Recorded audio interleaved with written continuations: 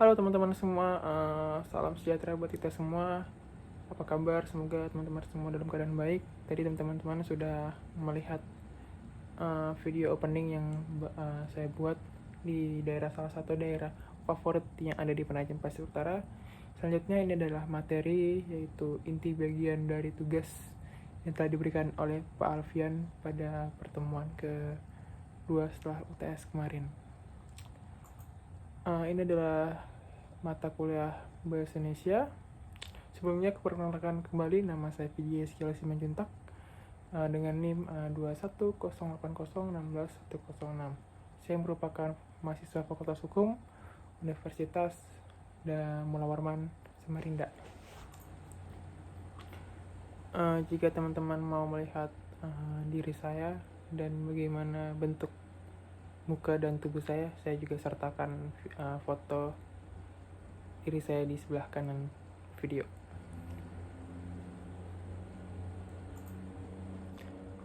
Oke, sebenarnya pada saat kesempatan kali ini saya ingin membahas tentang proposal penelitian ilmiah, tapi di bidang manfaat.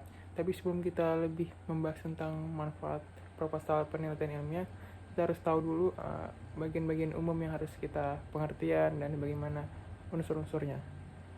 Pertama ada pengertiannya. Nah, apa sih proposal penelitian ilmiah? Itu harus kita tahu adalah suatu bentuk tulisan yang bertujuan menjadi penyampai pemikiran untuk menanggapi suatu permasalahan yang akan diuji ataupun yang akan kita teliti bersama.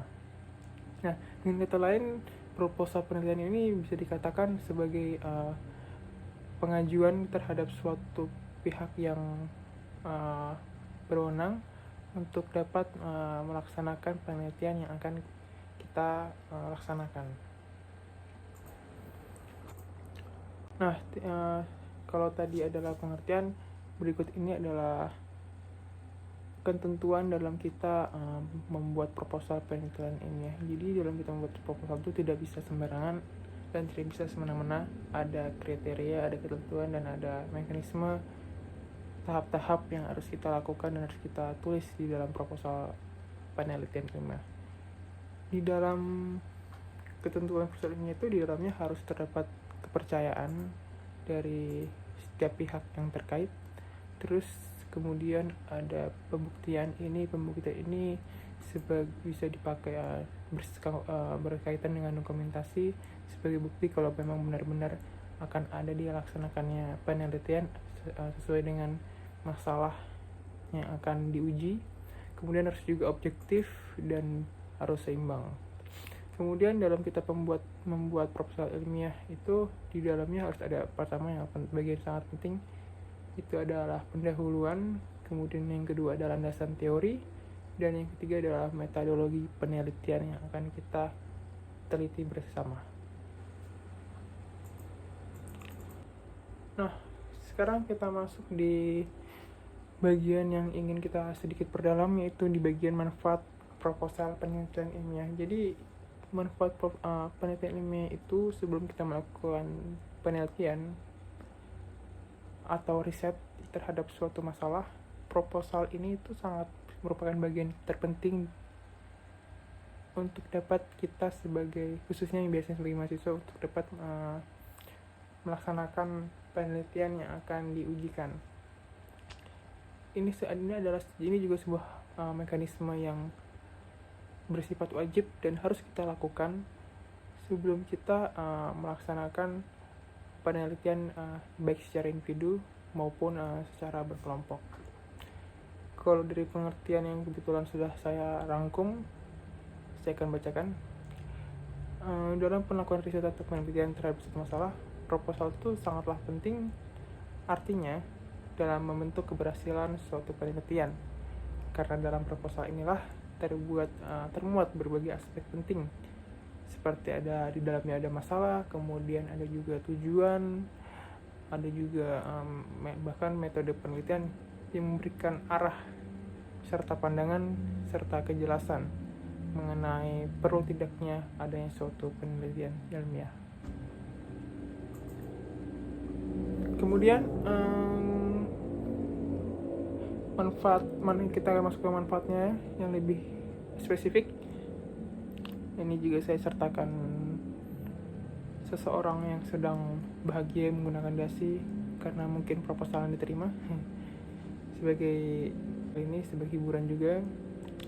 Nah, dalam kita membuat penelitian ilmiah itu yang pastinya sebagai acuan kepada khususnya kepada pihak yang mewenang untuk menyetujuin dalam melakukan penelitian, apakah penelitian ini sangat dapat dilaksanakan atau tidak.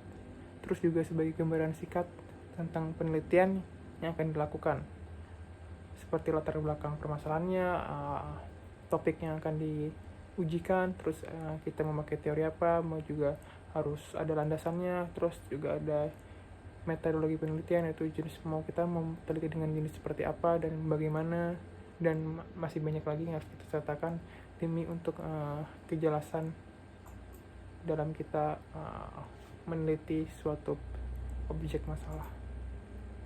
Kemudian juga sebagai bahan untuk melakukan evaluasi atau pertimbangan bagi pihak-pihak dari seluruh pihak-pihak yang terkait, baik itu yang berwenang dan baik itu yang sebagai penguji. Dan yang terakhir juga sebagai sarana untuk mengajukan dana penelitian kepada pihak tertentu. Jadi yang kita semua sudah tahu bahwa penelitian ilmiah itu biasanya juga harus disertakan dengan dana atau keuangan yang cukup besar, karena baik itu secara bahan-bahan, baik secara sumber-sumber yang harus kita datangkan, itu semuanya harus menggunakan dana. Jadi ini adalah salah satu manfaat proposal yang bisa kita ajukan kepada pihak-pihak yang ingin kita tuju untuk dapat sumbangan atau dana sesuai dengan kesepakatan yang kita tulis dalam proposal. Nah, cukup sekian dari saya atas materi yang telah saya sampaikan dan saya tujukan kepada teman-teman dan khususnya kepada Pak Alfian sebagai dosen pembimbing bahasa Indonesia kelas kami. Akhir kata, saya ucapkan mohon maaf jika ada kesalahan dalam video ini, dan sebagai penutup izinkan saya membacakan pantun yang telah saya tulis. Tombak tajam dikasih bumbu, tanah luas tak ada duanya. Atas izin dan perhatian Bapak Ibu, saya berikan terima kasih dan sampai jumpa. Terima kasih, salam sejahtera buat kita semua. Semoga teman-teman bisa salam sehat dan selalu berbahagia. Terima kasih.